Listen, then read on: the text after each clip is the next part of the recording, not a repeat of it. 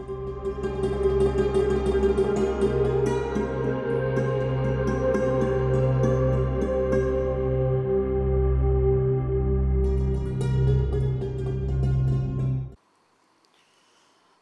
আলাইকুম ওরহমতুল্লাহি ওবরাকাতুহ। বিসমিল্লাহ আলহামদুলিল্লাহ ওসলাতু ওসালাম আলা রসুলিল্লাহ ওয়ালা আলিহি ওয়া আসহাবিহি আজমাইন, আম্মা বাদ। প্রিয় দর্শক শ্রোতা ভাই বোন, আপনাদের প্রত্যেককে আমন্ত্রণ জানাচ্ছি দেশ টিভির নিয়মিত আয়োজন ইসলামী জীবন ও জিজ্ঞাসার আজকের পর্বে। আপনাদের সঙ্গে আব্দুল কাহের রয়েছি। আমার সঙ্গে মেহমান রয়েছেন আপনাদের পরিচিত মুখ, বিশিষ্ট মুফাসসির কোরআন, বাইতুন নূর জামে মসজিদের সম্মানিত খতিব ডক্টর মুফতি মোহাম্মদ জাকারিয়া নূর। আসসালামু আলাইকুম রহমতুল্লাহি ওবরাকাতুহ। ওয়ালাইকুম আসসালাম রহমতুল্লাহি ওবরাকাতুহ। আহলান সাহলান মারহাবা। জি, শুক্রিয়া, জাযাকাল্লাহ। বারাকাল্লাহু ফিকুম। প্রিয় দর্শক, আজ আমরা যে বিষয়ে কথা বলতে চাই সেটি হচ্ছে নাগরিক নিরাপত্তা ও ইসলামের শিক্ষা। রাসূল সাল্লাল্লাহু আলাইহি ওয়াসাল্লাম বলেছেন, মানুষ এমন কারোর জন্য হবে না যে তার জান মাল নিরাপত্তা সব কিছু একজন আরেকজনের জন্য হুমকি হবে না। অর্থাৎ এই নিরাপত্তা পরিবার, রাষ্ট্র, সমাজ সব ক্ষেত্রে প্রয়োজন। কিন্তু ইসলামের দিক নির্দেশনাগুলো আসলে কি নিরাপত্তার ক্ষেত্রে? আমার দ্বারা কোনো মানুষের ইজ্জত সম্মান লুণ্ঠিত হচ্ছে কিনা, আমি কার উপরে জুলুম করছি কিনা, এক্ষেত্রে আসলে মূল নির্দেশনার কী রয়েছে কোরআন এবং সুন্নাহর আলোকে, আমরা সে বিষয়ে জানবার চেষ্টা করব ইনশাআল্লাহ তাআলা। আপনিও চাইলে আমাদের সাথে আয়োজনে যুক্ত হতে পারবেন। দেশ টিভি ইসলামিক শো ফেসবুক পেজের কমেন্টে যে কোনো প্রশ্ন আপনার জানা থাকলে আমাদেরকে সেই প্রশ্নগুলো পাঠাতে পারেন। আমরা সেই সকল প্রশ্নের শরঈ সমাধান জানবার চেষ্টা করব ইনশাআল্লাহ তাআলা। শেখ, যে বিষয়টি কথা শুনতে চাই সেটি হচ্ছে নাগরিক নিরাপত্তা, ইসলাম বা ইসলামের শিক্ষা। এখানে নিরাপত্তা বলতে আসলে ইসলাম কতটুকু অধিকার দিয়েছে আমি আমার ভাইয়ের ক্ষেত্রে বা আমি আমার নিজের ক্ষেত্রে বা পরিবারের ক্ষেত্রে কিংবা রাষ্ট্রে আসলে আমার কতটুকু চাওয়া পাওয়ার আছে, এই মৌলিক চাহিদার একটি অংশ বিশেষ, সেক্ষেত্রে নির্দেশনাটা যদি জানান আমাদেরকে। আলহামদুলিল্লাহ ওয়াসসালাতু ওয়াসসালামু আলা রাসূলিল্লাহ বাদ। ইসলামের দিক নির্দেশনা সব বিষয়ে আছে, কিন্তু বিষয়টা হলো এই নির্দেশনাটা শুনবে কে? আমরা যখন এখানে টকশো করি, আমাদের পরবর্তীতেই টেলিভিশনগুলোতে রাতের টকশো হয়। তো সেই টকশোগুলোতে তো আমরা যখন খেয়াল করি যে আপনার চেয়ারে বসে যিনি আছেন আর আমার চেয়ারে যে আমি বসে আছি, কতক্ষণ পরে আমি আপনার উপর ক্ষিপ্ত হয়ে তেড়ে যাই। কেন? আপনার কথাগুলো আমার দলের বিরুদ্ধে চলে যাচ্ছে, আমার স্বার্থের বিরুদ্ধে চলে যাচ্ছে। সেজন্য আমি লজিক নিয়ে পারছি না, তথ্য নিয়ে পারছি না। এমনকি আপনার সাথে কোনো রকমের কোনো জ্ঞানগর্ভ আলোচনায়ও, তাত্ত্বিক আলোচনায়ও পারছি না। কারণ আমি একটা ট্যাবলেট নিয়ে বসে আছি, আপনি আছেন আপনার পড়াশোনা নিয়ে। তখন আমি চিন্তা করি আমার স্বার্থ জলাঞ্জলি যাচ্ছে, সুতরাং আমি আপনার উপর আঘাত করব। এখন নাগরিক নিরাপত্তা, যেখানে মানুষ সুরক্ষিত, টেলিভিশন সেটের সামনেই মানুষ নিরাপদে থাকতে পারে না। টেলিভিশন টকশোতে মাইক্রোফোন লাগানো, হেডফোন লাগানো, তারপর আমাদের এখানে বিভিন্ন যন্ত্রপাতি লাগানো, সারা ওয়ার্ল্ডের মানুষগুলো দেখছে, শুনছে। সেখানেও আমি কখনো চিন্তা করছি না যে আমার হাত দ্বারা যে কেউ নিরাপদে নাই, এটা আমার চিন্তা করা দরকার। বরং সেই জায়গায় চিন্তা করে যে এটি যদি প্রতিপক্ষকে আঘাত করা হয় শারীরিকভাবে, তাহলে সেটা আরও বেশি ভাইরাল হবে, আরও বেশি ভাইরাল হবে, দলের কাছে এটার গুরুত্ব বাড়বে। আপনি যে প্রশ্ন করেছেন সেই প্রশ্নের উত্তর কিন্তু দিচ্ছি আমি, জি, যে দলের কাছে আমার গুরুত্ব বাড়বে এবং আমি যেই পদে আছি সেই পদ থেকে সামনে চলে যাব। এই যে আমার পশুভিত্তিক মানসিকতা, এই মানসিকতাকে আগে চেঞ্জ করা দরকার, তারপরে নাগরিক নিরাপত্তা নিশ্চিত হবে। এর কারণ হলো, আপনি আজকে রাজনীতির অঙ্গনে যারা আছে, আপনি একটু তাদের প্রতি আপনি যদি গবেষণা করেন, তাহলে কয়টা রাজনৈতিক নেতা আছে যাদের মধ্যে নৈতিক মানবতা বোধ সম্পর্কে কোনো সচেতনতা আছে? নিজের মানবতাটুকু তারা বোঝে, কিন্তু অন্যের মানবতা তারা বোঝে না, নাগরিকের সুবিধা তারা কখনোই বোঝে না। আজকে বাংলাদেশে যে অবস্থায় আমরা আছি, এই অবস্থায় কোন মানুষটা কোন নাগরিকের অধিকার বোঝে? মায়ের কাছে সন্তান নিরাপদ না, সন্তানের কাছে মা নিরাপদ না, বাবার কাছে সন্তান নিরাপদ না, সন্তানের কাছে বাবা নিরাপদ না। কয়েকদিন আগে আমরা দেখলাম যে বাংলাদেশের একটা অঞ্চল, সবাই জানে, আমরা টেলিভিশন অঞ্চলের নাম বলবো না, একটা অঞ্চলে বাবার নির্দেশে দুই ভাই মিলে আরেক ভাইয়ের চোখ তুলে ফেলছে। তাহলে নিরাপত্তা আপনি কোথায় দেখছেন? আপনি পুলিশের কাছে যখন আপনি সারেন্ডার করবেন, পুলিশ আপনাকে এমন অবস্থা করে ফেলবে যে আপনি মনে করবেন যে আমাকে ছিনতাইকারী ধরুক, তবু যেন পুলিশ আমাকে না ধরে। আজকে আপনি রাস্তায় যাবেন, আপনি কোথায় মিশবেন? আপনি স্ত্রীর কাছে যাবেন, পৃথিবীর সব স্ত্রী খারাপ না, সব স্বামী খারাপ না, সব পুলিশ খারাপ না, সব বাবা খারাপ না। কিন্তু আমাদের এই অবস্থাগুলো এমন অবস্থা হয়ে গেছে, ভালো বাবারা এখন বিব্রত, ভালো পুলিশ বিব্রত, ভালো রাজনীতিবিদ বিব্রত, সবাই বিব্রত, এবং যেই ভালো রাজনীতিবিদ সেও তার নিজস্ব নাগরিক নিরাপত্তা নিয়ে যথেষ্ট চিন্তিত। এর সমাধান আসলে ইসলাম। এটা তো আমরা সহজ কথায় সবসময় বলি, যেই বেটায় পিটায় ও জানে ইসলামে পিটানো নিষিদ্ধ, তারপরেও পিটায়। তার মানে হলো আসলে আমরা ইসলাম আমাদের নাগরিক অধিকার দিয়েছি, কিন্তু আমরা ইসলামকে নাগরিক অধিকার নিশ্চিত করার জায়গায় আমরা কখনোই যেতে দিব না। কেন যেতে দিব না? কারণ নাগরিক অধিকার নিশ্চিত করার যেই জায়গাটা ইসলাম যাবে, ওই জায়গাটা ইসলাম গেলে আমার যে অবৈধ ইনকামের পাহাড় গড়ার যে একটা লালসা, সেই লালসা কখনো পরিপূর্ণ হবে না। এ কারণেই আজকে ইসলামের দর্শনগুলো আমাদের মাঝে নাই, যে কারণে নাগরিক নিরাপত্তা নাই, সন্তানের কাছে বাবার নিরাপত্তা নেই, বাবার কাছে সন্তানের নিরাপত্তা নেই, কারো কাছে কারো নিরাপত্তা নেই। আপনি যে কথা বলছিলেন যে বাংলাদেশের সার্বিক পরিস্থিতি পরিবার থেকে রাষ্ট্র পর্যন্ত, কিন্তু আমাদের মধ্যকারী আমাদেরই স্বগোত্রীয় ভাইয়েরা অনেকেই চিন্তা করেন যে বর্তমান পরিস্থিতিতে গণতন্ত্রের পক্ষে কথা বলা যাবে না, বরং এখন খেলাফতের সময়, খেলাফত নিয়ে কথা বলতে হবে। তো আসলে যে পরিস্থিতি আছে, এই পরিস্থিতি খেলাফত দিলে বা আপনাকে রাষ্ট্রীয় বসায় দিলে আপনি কি মনে হচ্ছে যে তারা দেশ ভালোভাবে পরিচালনা করতে পারবে? মূলত সংস্কারটা কোন জায়গায় হওয়া দরকার? আমার ভাইরা যে খেলাফত করেন, এটা শোনার পরে তো আমি চাই শুনুক।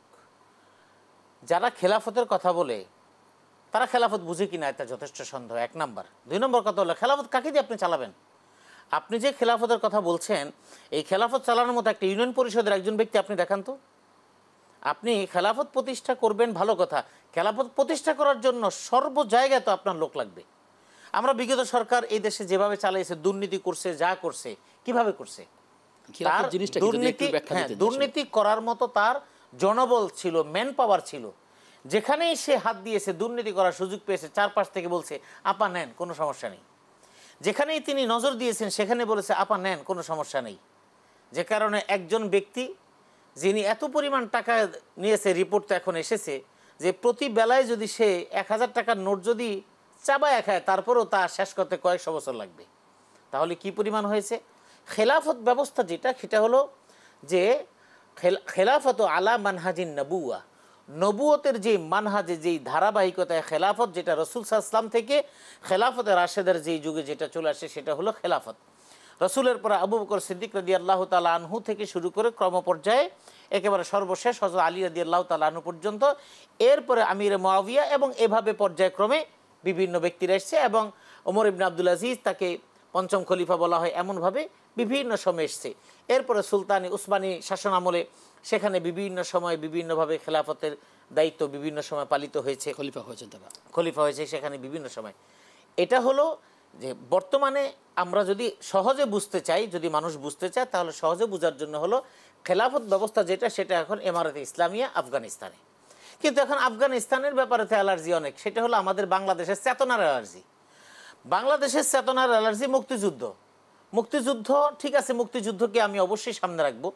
মুক্তিযুদ্ধের চেতনার অ্যালার্জি দিয়া আফগানিস্তানের আলেম ওলামা যারা দেশ চালায় তাদেরকে মৌলবাদী এবং জঙ্গি আখ্যা দেওয়া হয়। আরে ভাই, বাংলাদেশের মৌলবাদী শব্দ তো আফগানিস্তানের লোকেরা বুঝে না। আপনি যে অর্থে মুক্তিযুদ্ধের চেতনার ফেরিওয়ালা, ঠিক একই অর্থে আফগানিস্তানের বর্তমানে ইমারত ইসলামিয়ার প্রত্যেকে মুক্তিযোদ্ধা। কারণ তারা ওই দেশের নাগরিক, ওই দেশের উপরে রাশিয়ার আগ্রাসন ছিল 80 দশক থেকে 90 দশক পর্যন্ত। এরপরে 90 দশক থেকে ছিল সেখানে আমেরিকার সেখানে তাদের কর্তৃত্ব। সেই কর্তৃত্ববাদী থেকে তারা মুক্তি লাভ করার জন্য যুগের পরে যুগ তারা গুয়ান্তানামো বে কারাগারের মতো এইরকম অমানবিক পশুও যেখানে এরকমভাবে থাকতে পারে না, এমন লোমহর্ষক এই ঘটনাগুলো, তারা এই নির্যাতন, অবর্ণনীয় নির্যাতন সহ্য করে তারা কিন্তু দিনের পরে দিন একের পর এক মানুষ শেষ হয়ে গেছে। এরপরও তারা হাল ছাড়েনি, তারা আজকের ইমারত ইসলামিয়া তারা প্রতিষ্ঠা করেছে। এমনকি পৃথিবীর অনেক রাষ্ট্র সমর্থন দিয়েছে, অনেকে সমর্থন দেয়নি, আমেরিকা সমর্থন দেয়নি, কিন্তু তারা আমেরিকার সমর্থন তারা কখনো কামনাও করে না। কিন্তু সব কিছুর পরেও এখন তাদের যেই ওখানকার যেই মুদ্রা, সেই মুদ্রার মান বাংলাদেশের মুদ্রার মানের তুলনায় ডলারের বিপরীতে অনেক ভালো, এবং সেখানকার জনসাধারণ যথেষ্ট হ্যাপি, সেখানকার মানুষ অনেক ভালো আছে। এবং আমি একজন আফগানির সাথে যখন কথা বলেছি, আমি সে ব্যবসায়ী মানুষ, আমি জিজ্ঞেস করেছি তুমি তোমার দেশের আফগানিস্তানের বর্তমান শাসন ব্যবস্থা, বলে যে আমি ওখানে থাকি না, আমি যেহেতু বাইরে থাকি, কিন্তু শাসন ব্যবস্থা আমার আত্মীয় স্বজন আমার অন্যরা যারা আছে এখন অন্তত তারা ফ্রি চলতে পারে। ফ্রি চলার মানে কি, আমরা বিভিন্ন সময় দেখি সেখানে আইনের শাসন ব্যবস্থা ইসলামী শাসন ব্যবস্থা, যে কারণে একজন নারীর অধিকার রক্ষা করার ক্ষেত্রে তারা শক্ত ভূমিকা, নারীদের জন্য আলাদা কর্মসংস্থান করেছে। এই দেশের মানুষ মনে করে কিছু কিছু মানুষ, সবাই না, কিছু মানুষ মনে করে নারীর অধিকার মানে হলো নারী আর পুরুষ দুজনে একসাথে বসে ডেস্কে কাজ করলে নারী অধিকার। অথচ যেই জায়গার মধ্যে নারীদেরকে আলাদা একটা ডেস্ক দেওয়া হয়েছে এবং যেখানে আলাদা একটা প্ল্যাটফর্ম দেওয়া হয়েছে, সেখানে নারীরা নারীদের মতো স্বাধীনভাবে কাজ করছে, একই কাজ করছে। পুরুষদের সাইড আলাদা, নারীদের সাইড আলাদা। নারীরা নারীদের মতো আলাদা নামাজ পড়ছে, পুরুষরা পুরুষের মতো আলাদা নামাজ পড়ছে। নারীরা নারীদের মতো করে আলাদা করে রাজনৈতিক ময়দানে তারা মিছিল করছে, হালকা হালকা পদযাত্রা করছে, আর পুরুষরা পুরুষের মতো।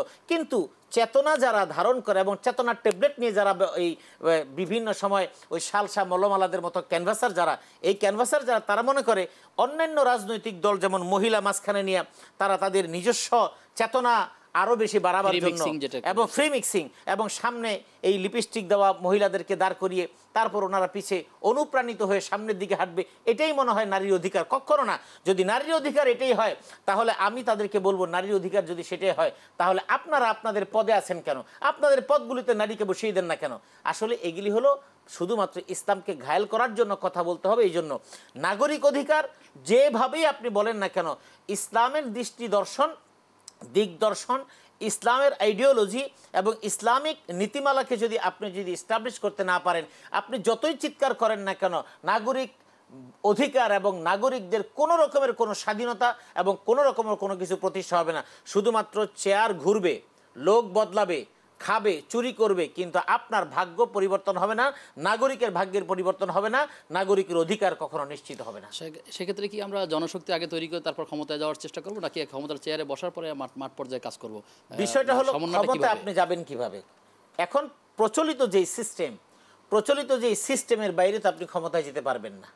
আপনাকে খেলাফত প্রতিষ্ঠা করতে যদি চান, ওয়েলকাম, এটা তো সবাই চাই, কিন্তু খেলাফত প্রতিষ্ঠা করতে হলে আপনাকে এখনকার এই রাস্তা ধরেই আপনাকে যেতে হবে। আপনি এই ব্রিজটাকে একটা কালভার্ট বানাবেন, কিন্তু কালভার্ট বানানোর জন্য ওপারে আপনার মালপত্র আছে, ওই জায়গায় গেলে আপনি মালপত্রটা পাবেন। সেই জন্য আপনাকে এই সাঁকো দিয়ে ওপারে যেতে হবে। তার মানে হলো আপনি যেই মতবাদের কথাই বলেন না কেন, আপনাকে এটার আলোকেই আপনাকে জনসংযোগ বলেন এবং ম্যান পাওয়ার বলেন অথবা মানুষের সমর্থন বলেন, যতটুকু হোক ততটুকু নিয়ে আপনাকে এই সাঁকোটা পাড়ি দিয়ে আপনাকে ওই মঞ্জিলে মাকসুদ, ওই চেয়ারে আপনাকে যেতে হবে। ওখানে যাওয়ার পরে আপনি হুট করে ফরমান জারি করলে সেখান থেকে হবে না। ওই জায়গায় গিয়ে এগুলি যারা কার্যকর করবে সেই মানুষগুলোকে এই বিষয়টাকে আবার আগে আপনাকে বুঝাতে হবে যে দেখেন, আমরা যদি এটা করি তাহলে আপনার জন্য, আপনি কেন ডাক্তারদের একটা অনুষ্ঠানে দেখলাম, ডাক্তারদের ব্যাপারে যখন বলল, ডাক্তারদের পিছনে ঔষধ কোম্পানির 20% খরচ হওয়ার কারণে ঔষধের দাম বেড়ে গেছে, ডাক্তাররা তেরে আসছে। কথা তো সত্য, কারণ ডাক্তারদেরকে যেই পরিমাণ তাদেরকে দিতে হয়, ভ্যাকসিন দিতে হয়, তাদেরকে ফ্ল্যাট দিতে হয়, তাদেরকে বাড়ি দিতে হয়, গাড়ি দিতে হয়, বিমানের টিকিট দিতে হয়, ট্যুরের জন্য ফুল ফ্যামিলি এবং ট্যুরের জন্য দিতে হয়, এবং অনেক দামি দামি ফ্ল্যাটও দিতে হয়, শুধুমাত্র ওষুধ কোম্পানি ওষুধ লিখবে।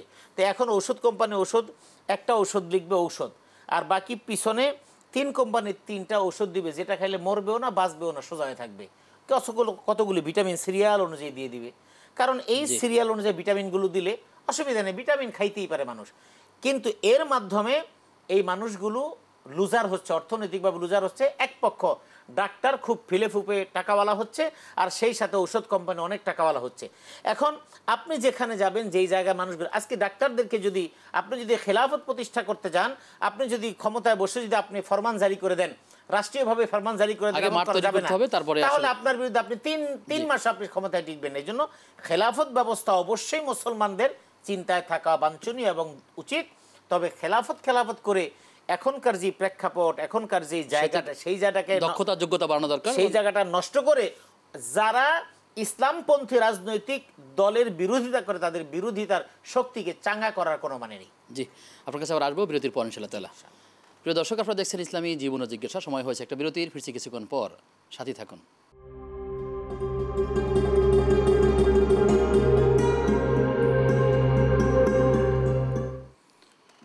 বিরতির পরে সবাইকে আবারও আমন্ত্রণ জানাচ্ছি দেশটির নিয়মিত আয়োজন ইসলামী জীবন ও জিজ্ঞাসা আজকের পর্বে। আপনাদের সঙ্গে আব্দুল কাহার রয়েছি, আমার সঙ্গে মেহমান রয়েছেন শেখ ডক্টর মুফতি মোহাম্মদ জাকারিয়া নূর। মোহতারাম, একটি প্রশ্ন রয়েছে এমন যে নামাজের মধ্যে অনেক সময় দেখা যায় যে মশা মাছি গায়ে পড়ে, কখনো কখনো মশা কামড় করে। তো মশা কামড় দিলে সেই অবস্থায় মশা তাড়ানো কিংবা মশাকে মেরে ফেলা, বা এই মশা মারতে গিয়ে বা হাতের টাচে যদি কোনো মশা মরে যায় সেই রক্ত যদি তাৎক্ষণিকভাবে কাপড়ে লাগে, সেক্ষেত্রে নামাজ আদায় হবে কিনা, বা এ সকল ক্ষেত্রে আসলে করণীয়টা কি? নামাজরত অবস্থায় যদি এই জাতীয় কোনো বিষয় আসে যে মশা মাছি, মাছি তো আর বেশ ডিস্টার্ব করে না, তবে disturb মশাটা না, বেশি। হয়তো চেহারার জি। সামনে দিয়ে যদি কখনো নাকে বসে হয়তো এভাবে করলে চলে যায়। মশা, আপনার যে মাসালার মৌলিক বিষয়টা হলো মশা কামড় দিয়েছে এবং কামড় দেওয়ার কারণে কোথাও হয়তো হাত দিয়ে ডলা দিয়েছে, মরে গেছে সেই রক্ত, এটার কারণে তার নামাজের কোনো ক্ষতি হবে না। তবে অথবা পায়ে বসলে পা নাড়ানো। হ্যাঁ, কিন্তু বিষয়টা হলো ওটা নাড়াইতে পারে, মানে অস্বস্তি লাগতেছে সেখান থেকে সেফটির মুক্তি। জন্য, সেটা সমস্যা নাই। কিন্তু বিষয়টা হলো যদি এমন হয় যে মশা হোক মাছি হোক বা যে কোনো বিষয় হোক, সে যদি নামাজের ভিতরে যে মনোযোগীটা, সেই মনোযোগীটা শুধু শুধু তার যদি চলে যায়, সে যদি এরকম করে দেখা শুরু করে কোথায় এরকম এরকম একটা ভঙ্গিমা আসলো, এমন যদি হয় তাহলে তার নামাজ ছুটে যাবে।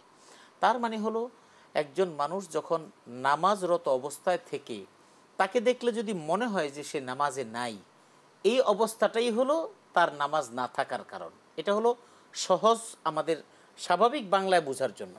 কিন্তু খুশু এবং খুজু যেটা বিষয় আছে সেটা এই ক্ষেত্রে কার্যকর কিনা, হ্যাঁ, বা খুশু এবং খুজু বলতে যেটা বোঝানো হয় সেটা হলো একেবারে মনোযোগী এবং একাগ্রতার ক্ষেত্রে রাসূলুল্লাহ সাল্লাল্লাহু আলাইহি ওয়াসাল্লামের একটা হাদিসটাকে যদি সামনে আনি, যে আবু হুরায়রা রাদিয়াল্লাহু তাআলা আনহু থেকে বর্ণিত হাদিস, যে রাসূলুল্লাহ সাল্লাল্লাহু আলাইহি ওয়াসাল্লাম সহ সাহাবায়ে কেরাম এক লোক নামাজ পড়ছেন, তিনি ওহুয়া ইয়ালআবু বিলিহিয়াতিহি, তার দাড়ি ছিল, দাড়ি নিয়ে হয়তো অনেক সময় এরকম অনেক মানুষ আছে এরকম এরকম করে দাড়ি নামাজের মধ্যে দাঁড়ায় দাঁড়ায় দেখে। তো এটা দেখে যাদের দাড়ি নেই তারা আবার চিন্তা করবে আমাদের দাড়ি নেই, আমরা দেখবো না আমাদেরটা ভালো হবে, ওইটা না। বিষয়টা হলো যে এটা হলো তার একটা অভ্যাস, বেখেয়ালও করে অনেকে বেখেয়ালি অনেক করে সময়। অনেক সময়। তো এই অবস্থাটা দেখে ওহু ইয়ালআবু বিলিহিয়াতিহি, সে এই অবস্থা যখন করতেছে, রাসূল সাল্লাল্লাহু আলাইহি ওয়াসাল্লাম তখন বললেন যে লাউ খাশা আল কালবু লা খাশাআত জাওয়ারিহুহু, যে দেখো এই লোকটা এরকম নামাজের মধ্যে বেখেয়ালিভাবে এরকম কাজ করছে, যদি তার অন্তরটা যদি একাগ্র হতো তাহলে তার নামাজের মধ্যেও তার একাগ্রতা চলে আসতো। তো নামাজের একাগ্রতা হলো নামাজ শুদ্ধ হওয়ার পূর্ব শর্ত। সুতরাং মশা মাছি বা যে কিছু হোক না কেন, সেখানে যদি তার একাগ্রতা বিঘ্ন ঘটে, এখন মশা মাছি যতটা বিপদ তার চাইতে মোবাইল বেশি বিপদ। মোবাইলে আওয়াজ হলো, রিংটোন বাজলো, সেক্ষেত্রে আমার অস্থিরতা, মোবাইল কোথায় আছে কিভাবে আছে, নামাজ চলে যাবে, নামাজ ভেঙে যাবে, নামাজ ছুটে যাবে। এই জন্য যতদূর সম্ভব এগুলো থেকে পরিহার করে নামাজের প্রতি মনোযোগী থাকা, এটা হলো একজন নামাজের জন্য একান্ত কর্তব্য। জি, শুকরিয়া। প্রশ্ন করেছেন একজন যে সকালবেলায় যখন লোকেরা ব্যবসা প্রতিষ্ঠানে দিনের কার্যক্রম শুরু করেন, তখন কোরআন তেলাওয়াত ছেড়ে দিয়ে তিনি কাজ করতে থাকেন, বা কখনো কখনো লিফটের মধ্যে এমন টন দেওয়া থাকে যে লিফট চলছে হঠাৎ করে থেমে গেল, বা লিফট চালু হলো তখন তেলাওয়াতটা বেজে উঠলো। এভাবে করে এটা রাখা যায় কিনা, এতে আল কোরআনের প্রতি সম্মান নষ্ট হচ্ছে কিনা, নাকি আসলে এতে কোনো গুনাহ বা সওয়াবের দিক থেকে কি বলবেন? আমাদের দেশে এটা একটা ইসলামিক কালচার, যে দোকানটা খোলার সময়, খোলার পরে যদি একটা কোরআন তেলাওয়াতের কোনো অডিও থাকে সেটা বাজালাম, বাজতে থাকলো, আমি আমার কাজ করতে থাকলাম। এটা অথবা লিফটের কথা বললেন, এটা অনেক লিফটই আছে। বিষয়টা হলো এটা নির্ভর করবে ওই অডিওটা বাজানোর পরবর্তী সময় আমার অ্যাক্টিভিটিস। কোরআনের নির্দেশনা কি, ওয়াইদা করি আল কোরআন ও ফাস্তামিউ লাহু ওয়া আনসিতু লাআল্লাকুম তুরহামুন, কোরআন যখন চলবে তখন তুমি শুনবা। এখন যেই দোকানদার বা যেই বাসাওয়ালা বা যেখানেই এই কোরআন তেলাওয়াতটা চলছে, সেখানে তার উচিত মনোযোগ দিয়ে শোনা, কাজের ফাঁকেও কিন্তু শোনা। অনেক মানুষ আছে যে হয়তো তিনি একটু ঝাড়া পোছা করতেছে, হাতে কাজ করে কিন্তু মনোযোগ আছে, কিন্তু তার মনোযোগটা কোরআনের প্রতি, তাতে কোনো সমস্যা নেই। কিন্তু আপত্তি এবং বিপত্তি হলো তখনই যে ইন জেনারেল কোরআনের আওয়াজ বাজায় দিল, পাশে একজন চিৎকার করতেছে, উমুক করতেছে, কেউ আবার বিরক্ত হচ্ছে না, কেউ আবার বিরক্তও হচ্ছে, এই জাতীয়ভাবে বেশি বড় আওয়াজ দিয়ে এভাবে কোরআন তেলাওয়াতগুলো না চালানো উত্তম। কারণ সবার সব কিছু শোনার মেন্টালিটি একই সময় একই রকম থাকে না। আমি হয়তো কোরআন তেলাওয়াত শুনতে আমার এই মুহূর্তে খুব ভাল লাগতেছে, একই মুহূর্তে আপনারও কিন্তু কোরআন তেলাওয়াত ভাল লাগতেছে না। আসলে আপনার মুডটা এমন, এই মুহূর্তে কোনো সাউন্ড না হলে আপনার কাছে ভাল লাগে, এটা কোরআনের না সাউন্ড। তো এই জন্য আসলে এগুলি সচেতনতার সাথে আপনি আপনার রুচিটা জোর করে আরেকজনের চাপায় দিবেন, ইসলামটাকে জোর করে এভাবে চাপায় দিবেন না ভাই। সব কিছুর একটা সময় আছে। এই জন্য দোকান যদি কেউ কোরআন তেলাওয়াত বাজায় তাহলে স্লো আওয়াজে, যাতে করে আমার এখানে বাজলো আমি মনোযোগ দিয়ে শুনতেছি এটা। আর দোকানদার কাস্টমার আসছে কোরআন বাজতেছে খুব আল্লাহওয়ালা ভাব দেখাইলো না, এটা কোরআনের আয়াতের সাথে এক্ষেত্রে অনেকে এমন হয় যে সকালবেলা যারা দিনদার নামাজি তাদেরকে আকর্ষণ করার জন্য দোকানদার পলিসিটা এন্ট্রি করলো, 9টা 10টা 11টা বাজলে পরে আবার তারা কতক্ষণ পরে গান ছাড়লো কিংবা কতক্ষণ পরে তারা সংবাদ কিংবা তাদের টেলিভিশনের নানা রকম অনুষ্ঠান দিয়ে থাকে যাতে অন্য দর্শকদেরকে আবার আকর্ষণ করে। এটা বিজনেস পলিসির একটা অংশ। সেক্ষেত্রে যদি এমন হয় যে কোরআন তেলাওয়াত কোরআনও বাজাইলাম, আবার কতক্ষণ পরে গানও বাজবে, এখন আগরবাতিও জ্বালাইলাম, কতক্ষণ পরে আবার বিড়িও জ্বালাইলাম, দুইটাই তো ধোয়া, অসুবিধা নেই। প্রথমে আল্লাহরে খুশি করলাম, পরে শয়তানরে খুশি করলাম, এটা যদি হয় তাহলে তো আল্লাহ ভালো বুঝে, যে আল্লাহ তো ভালো বুঝেন যে আসলে এই লোকটা কি চায়। আমার মনে হয় মনে হয় না এটাই হলো ইসলামের দর্শন। সেটা হলো যে আসলে আমার আচরণটা কখনো দ্বিচারিতা বোঝা যায় এমন কিছু হবে না। আমি কোরআনে কারিমের তেলাওয়াত আমি শুনতেছি ভালো কথা, কিন্তু যেই মানুষটা কোরআন তেলাওয়াত দিয়ে শুরু করলো সেই মানুষটা আবার গানের বাজনা চলে যাবে, এটা হওয়া উচিত না। আর যদি সেটাই হয় তাহলে কোরআন তেলাওয়াতের এই সাউন্ডটা না রাখাই ভালো, না করাই ভালো। কারণ আদব রক্ষা করতে না পারলে সেইটা না বাজানোই উচিত, আর আদব বেয়াদবি করার চাইতে ওটা না রাখাই ভালো। আল্লাহ তাআলা আমাদেরকে দ্বীনের দিকে অগ্রসর হওয়ার তৌফিক দান করুন, আমিন। মোহতারাম, প্রশ্ন হচ্ছে যে অনেক মানুষ জানাজার সালাত আদায় করার জন্য যায়, কোথাও গিয়ে দেখলো জানাজার সালাত দাঁড়িয়ে গেছে, এক তাকবীর বা দুই তাকবীর হয়ে গেল, মাঝখানে সে ইন করলো, সেক্ষেত্রে বাকি নামাজটা কীভাবে শেষ করবেন অথবা তার ওই মুহূর্তে করণীয়টাকে? জানাজার সালাতের যে বিষয়টা, এটা অবশ্য ম্যাক্সিমাম মানুষ তো এভাবে বুঝেও না। জানাজা এবং ঈদের নামাজ একই অবস্থা হয়, যে তাকবীর ঈদের নামাজে আগে হয়ে যায়, অনেক সময় পরে দ্বিতীয় রাকাতে মানুষ অংশগ্রহণ করলে তো তার নামাজ এক রাকাত হলো, তাকবীরও তো চলে গেল। জানাজার ক্ষেত্রে স্বাভাবিকভাবে একজন মানুষ যদি জানাজায় শরীক হন, তাহলে তিনি আসার পরে তো বুঝতেছেন না আসলে কয় তাকবীর গেছেন, তো স্বাভাবিক তিনি শরীক হলেন। শরীক হওয়ার পরে তিনি স্বাভাবিকভাবেই শুরু করলেন, কিন্তু তিনি দেখলেন যে তাকবীর দুটো পান নাই। তাহলে যেটা করার বিধান, কারণ জানাজার নামাজ তো শেষ হয়ে যায়, শেষ হয়ে যাওয়ার পরে তো আর কিছু করার নেই। তো ইমাম যদি সালাম ফিরিয়ে ফেলে, তখন ওই মুহূর্তে ওই মুক্তাদি যিনি থাকবেন তিনি যদি দুইটা তাকবীর চলে যায়, তিনি পরপর দুইটা তাকবীর দিবেন। দুইটা তাকবীর দিয়ে তারপর ইমামের সাথে সালাম, তার ইমামের সাথে সাথে ফিরাবে না আসসালামু আলাইকুম রহমতুল্লাহ। আমাদের দেশে দুই দিকে ফিরায়, কিন্তু আহলে আরব ওলামায়ে কেরামের ফতোয়া এবং সেটা হলো আসসালামু আলাইকুম রহমতুল্লাহ একদিকে। তো একদিকে দুই দিকে যেটাই হোক, যখন ইমাম আসসালামু আলাইকুম রহমতুল্লাহ, ইমামের সালাম ফিরানো শেষ হওয়ার পরও সালাম ফিরানো যায়। সুতরাং ওই মুসল্লি তিনি এখন আমাদের দেশে তার হাত তোলে না, তো সেক্ষেত্রে দুই তাকবীর হয়েছে, ইমাম আসসালামু আলাইকুম রহমতুল্লাহ, তিনি আল্লাহু আকবার আল্লাহু আকবার আসসালামু আলাইকুম রহমতুল্লাহ, ব্যাস এটা করে ফেলবেন। জি, শুকরিয়া। একটি প্রশ্ন করেছেন যে আমাদের কলেজে একটি ঘটনা ঘটেছে এমন যে আমার এক বন্ধু আমাদের কয়েকজন বন্ধুর সামনে তার এক বান্ধবীকে মজা করে বলল, আমি তোকে বিয়ে করলাম। তখন বান্ধবী বলল, আমি কবুল করলাম। দুষ্টামির ছলে তারা এই কথাগুলো বলে ফেললো। এতে বিয়ে হয়েছে কিনা? পরবর্তীতে এই ঘটনা মেয়ের বাবা জানার পর ছেলের কাছে বলছে, তুমি আমার মেয়েকে তালাক দাও, তারপরে মেয়েকে অন্য বিবাহ দিব। প্রশ্ন হচ্ছে, আগের বিয়েটা হয়েছিল কিনা বা এক্ষেত্রে করণীয়টা কি? তিনটি বিষয়ের ব্যাপারে হাদিসে রাসূল সাল্লাল্লাহু আলাইহি সাল্লাম বলেছেন, তিনটি বিষয় নিয়ে কখনো মজাক করা যায় না, তামসা করা যায় না, হাস্যরস করা যায় না। একটা হলো বিবাহ, আরেকটা হলো তালাক, আরেকটা হলো ইতাক গোলাম আজাদ। এই তিনটা শব্দ উচ্চারণের সাথে সম্পৃক্ত। কোনো স্বামী যদি রসিকতা করেও যদি তার স্ত্রীকে বলে, যেই শব্দে তালাক দেওয়া হয় শব্দগুলো যদি বলে, তাহলে সে তালাক হয়ে যাবে। এজন্য যারা আমরা বর্ণিত পরিস্থিতির কথা বলবো, এরপরে ঠিক তেমনিভাবে বিবাহের ক্ষেত্রে যদি কোনো উপযুক্ত ছেলে এবং মেয়ে দুইজন যদি এবং তার সামনে যদি সাক্ষী থাকে, এবং তাদেরকে বলা হোক বা না হোক, কিন্তু সে বলল যে আমি তোরে বিয়ে করতে চাই, আমি তো তোরে বিয়ে করলাম, সে বলল কবুল, আর এই কথাগুলি তারা দুজন শুনে ফেলেছে, তাহলে এই বিয়েটা হয়ে যাবে। কিন্তু এখানে তো তারা কোনো দেনমোহর নির্ধারণ করেন নাই। দেনমোহর নির্ধারণ করে নাই। দেনমোহরটার ব্যাপারে মতবিরোধ আছে। দেনমোহরটা হলো নির্ধারণ ওই সময় করে নেই। হ্যাঁ, ঠিক আছে, দেনমোহরটা ওই 10 দিরহাম হতে পারে, 500 টাকা হতে পারে, 10,000 টাকাও হতে পারে। এই যুগেও 10,000 টাকা দিয়েও দেনমোহর দিয়ে বিয়ে হচ্ছে। তো এখন দেনমোহরটা হয়নি, কিন্তু সাক্ষী দুইজন আছে। সাক্ষী দুইজন, এই দুইটা হলো সবচেয়ে বড় শর্ত। সেটা হলো সাক্ষী ছেলে নিজে প্রস্তাব করলো, মেয়ে নিজে গ্রহণ করলো, বাবার অনুমতি তো ছিল না। ছেলের প্রস্তাবনা, মেয়ের কবুল হওয়া, এবং যারা এখানে অবশ্যই ছেলে দুজনে উপযুক্ত ছিল, জি। দুজন উপযুক্ত অ্যাডাল্ট ছেলে মেয়ে, সেটা তো আমাদের এই দেশের মাসআলা এবং মাযহাব অনুযায়ী এবং রায় সব কিছুতে এটা তো হয়ে যায়। সুতরাং এই দৃষ্টিকোণ থেকে তাদের বিয়ে হয়ে গেছে। এখন বাবা যেই কথা বলেছেন, বাবা তো সঠিক বলেছেন।